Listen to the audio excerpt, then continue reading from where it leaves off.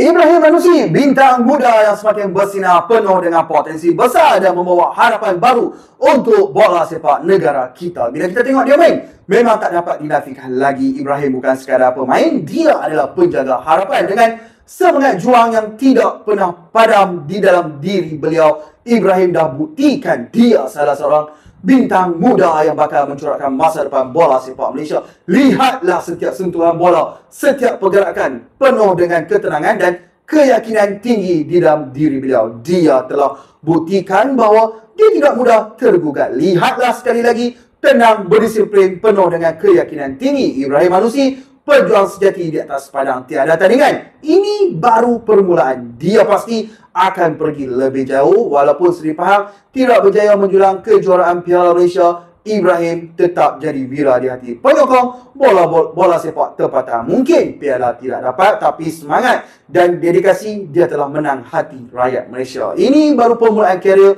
Ibrahim di peringkat tertinggi. Ibrahim Manusi, bintang muda yang semakin bersinar, pasti akan membawa bola sepak negara ke peringkat yang lebih tinggi. Kita semua tahu ini baru permulaan dan kita bakal saksikan lebih banyak pencapaian hebat dari beliau.